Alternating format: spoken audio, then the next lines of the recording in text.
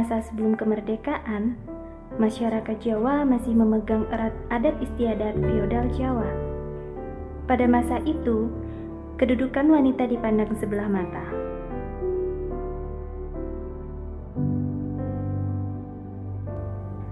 Salah satu tokoh yang berani melawan arus dengan berusaha memberontak dari ikatan adat Jawa yang selama ini dianggap tidak adil dan ingin menghancurkan pembatas tersebut adalah Kartini.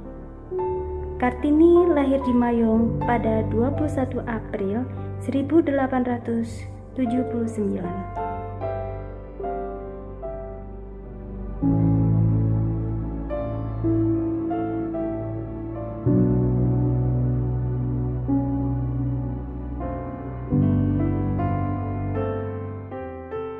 Ayah Kartini bernama Raden Mas Adi Pati Aryo Sosroningrat, seorang bupati yang memiliki sifat yang progresif.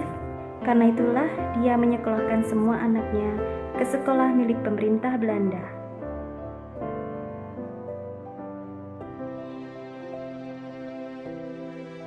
Pada usia 6 tahun, Kartini mulai masuk sekolah di ELS atau Europees Leisure School. Di sini Kartini belajar bahasa Belanda. Ia termasuk siswa yang paling maju dan cerdas. Dengan mudah, ia dapat bersaing dengan siswa lain.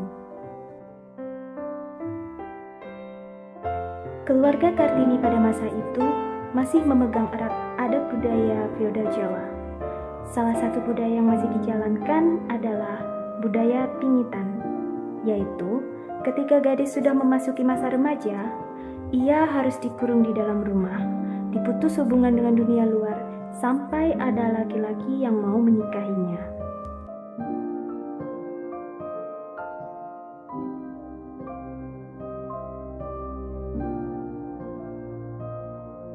Kartini pun merasa sangat sedih tak terhingga, karena ia merasa tidak akan bebas dan harus meninggalkan segala sesuatu yang menyenangkan di sekolah.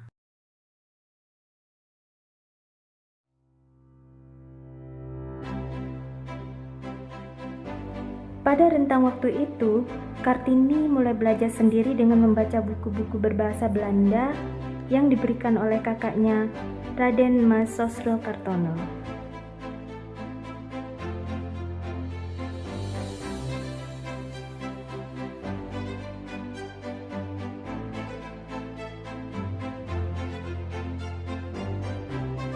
Dari sinilah mulai muncul benih-benih keinginan Kartini untuk memajukan kaum perempuan. Masa pingitan Kartini berlangsung selama 4 tahun. Setelah masa pingitannya selesai, Kartini mulai mengirimkan surat dan tulisan ke redaksi koran dan majalah Belanda dengan menggunakan nama pena Het Klaverblad. Hal itu pun membuat Kartini semakin dikenal.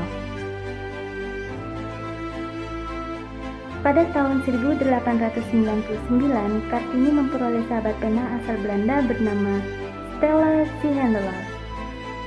Melalui surat-surat kepada Stella, Kartini menguraikan cita-cita, ulasan, dan pengetahuannya tentang gagasan wanita-wanita di Eropa. Setelah saling bertukar pikiran, Kartini menemukan salah satu faktor yang dapat mengangkat derajat wanita di Indonesia, yaitu melalui pendidikan.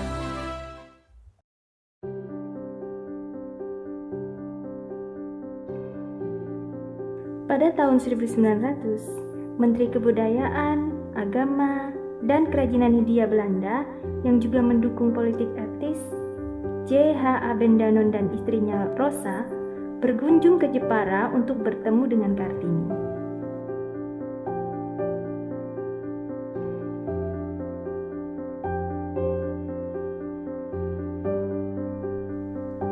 Setelah pertemuan itu, Kartini menjalin hubungan dengan keluarga Belanda tersebut. Hubungan mereka menjadi sangat akrab. Pasangan Abendanon pun mengajak Kartini untuk saling bertukar pikiran. 2 tahun kemudian, seorang anggota parlemen Belanda yang tinggal di Hindia Belanda yang juga merupakan teman dari Stella, Insinyur Van Col, datang ke Jepara dan berencana memberikan beasiswa untuk Kartini agar dapat belajar ke Belanda. Kartini merasa sangat gembira mendengarnya, bahwa keinginannya untuk belajar ke Belanda akan segera terwujud. Di sisi lain, Kartini mendapat tekanan dari keluarganya. Ayah Kartini yang mendukung keinginan Kartini pun mendapat tentangan dari berbagai penjuru. Selain itu, ayah Kartini juga sedang menderita sakit. Berita soal beasiswa untuk Kartini juga terdengar oleh Aben Danon, yang kemudian langsung berangkat ke Jepara dan memberikan nasihat agar Kartini membatalkan niatnya untuk berangkat ke Belanda. Selain itu juga, keadaan ayah Kartini yang saat itu juga sedang sakit.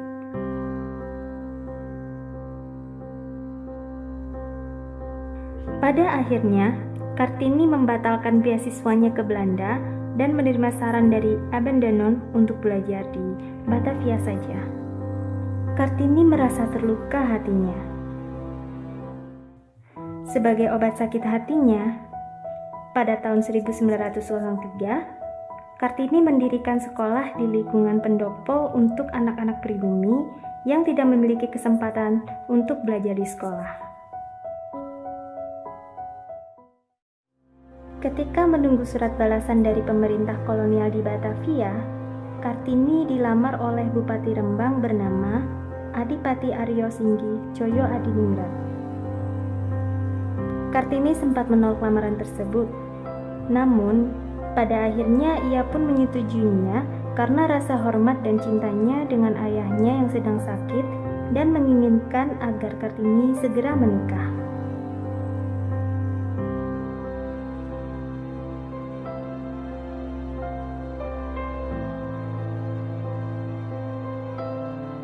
Kartini menikah pada 8 November 1903. Di Rembang, Kartini juga membuka sekolah untuk anak-anak yang tidak mampu di sekitar pendopo Kabupaten Rembang.